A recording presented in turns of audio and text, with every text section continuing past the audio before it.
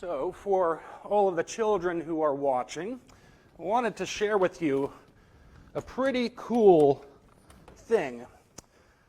Now, if we can zoom in down here, Rob, to be able to take a nice close look at these, and what do you guys picture? What do you see there? Now, when I first saw this, I thought, and I looked at it and went, well, there's a picture of two tables next to each other, and we've got this nice long one and narrow on the left, and we've got a nice kind of short and fat one to the left. Is that what you would see as well? That's what most people see when they look at this, and this is called shepherd's tables.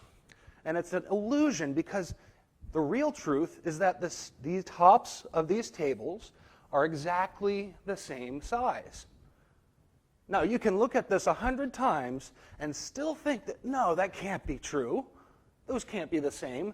And we can't even convince ourselves that they're the same size. So we're going to do a little something, and you can actually try this at home by doing this. You can print out your own shepherd's table. And then what I did is I took a piece of construction paper and made it the exact same size as the top of this table to the left. So you can see it is exactly the same size. And now this is how we'll know that they both of the tables have the exact same size top. Isn't this weird? No matter how many times we look at it, if we take away this as our reference, it still looks like a long table and a short, fat one. Our eyes deceive us. The point of this is to think about how in our own minds, if we think we know we're right about something, it is really hard for us to change our minds, to listen to something. Even if it seems like it's proven that we're wrong, we can still hold fast to what we believed was right. And this is true about people throughout history. A lot of people don't really understand the way that the Lord works and the way that He brings us into heaven. A lot of people don't understand that this life in this world is only a temporary thing, that we actually will live on to eternity in the other life. So we're going to read a story that shows how people and the way they understood it was so hard for them to understand something different. And this is about the raising of a man named Lazarus. This is chapter 11 of the Gospel of John. Now there was a certain man who was sick, Lazarus of Bethany, the town of Mary and her sister Martha. It was that Mary who anointed the Lord with fragrant oil and wiped his feet with her hair, whose brother Lazarus was sick. Therefore the sisters sent to him, saying, Lord, behold, he whom you love is sick. When Jesus heard that, he said, This sickness is not unto death, but for the glory of God, that the Son of God may be glorified through it. Now Jesus loved Martha and her sister and Lazarus. So when he had heard that he was sick, he stayed 2 more days in the place where he was. Then afterwards he said to his disciples, Let us go to Judea. Then after these things he said to them, Our friend Lazarus sleeps, but I go that I may wake him up. Then his disciples said, Lord, if he sleeps, then he will get well. However, Jesus spoke of his death. But they thought that he was speaking about just taking a rest and sleep. Then Jesus said to them plainly, Lazarus is dead, and I am glad for your sakes that I was not there, that you may believe. Nevertheless, let us go to him. Continuing down a little farther in verse 21, it says, Now Martha said to Jesus, Lord, if you had been here, my brother would not have died. But even now I know that whatever you ask God, God will give you. Jesus said to her, Your brother will rise again.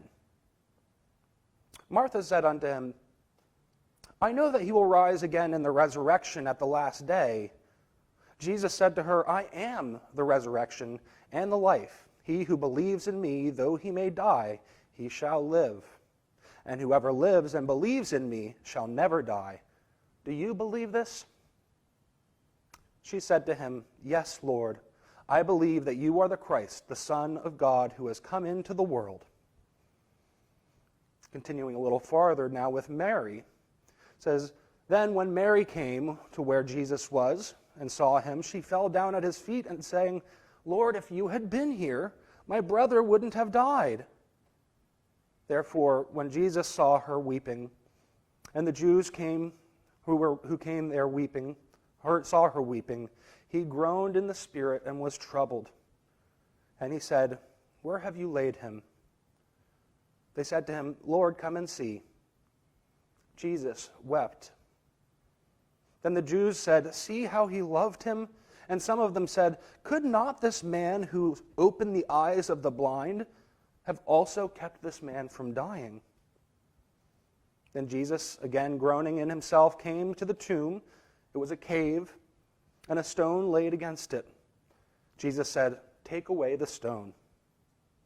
Martha, the sister of him who died, said to him, 'Lord, by this time there is a stench, for he has been dead for 4 days.' Jesus said to her, 'Did I not say to you that if you would believe, you would see the glory of God?'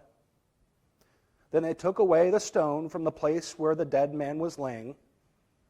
And Jesus lifted up his eyes and said, 'Father, I thank you that you have heard me. And I know that you always hear me, but because of the people who are standing by, I said this, that they may believe that you sent me.'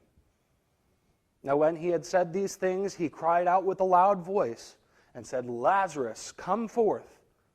And he who had died came out, bound hand and foot with grave cloths, and his face was wrapped with a cloth. And Jesus said to them, 'Loose him and let him go.'" Now this is quite a miracle that the Lord did, actually raising Lazarus from the dead after 4 days. Martha was worried, saying that, "Oh, it's been 4 days, it probably really stinks in there." It's kind of showing that Lazarus truly was fully dead. But the Lord wasn't doing this to bring him back in this life, though there was certainly a use for why he would have done that back then. The Lord is actually showing us that even though we might not see things correctly, like we can't see what the spiritual world is like, that we can't see heaven and we can't see hell, that we shouldn't be deceived that everything that is real is just in this natural world, that we can actually believe something higher. The Lord was raising Lazarus from the dead to show us that he raises us into life in the next world. That our thoughts about what is real isn't always real. That situations sometimes where our mind says something is true, and yet we might be completely wrong.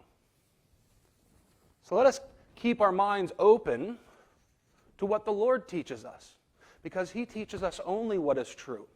And even when it seems different from what our eyes see or what our ears hear or what our taste buds taste, that this is the true reality, that the Lord is going to raise us up into life for eternal happiness. Amen.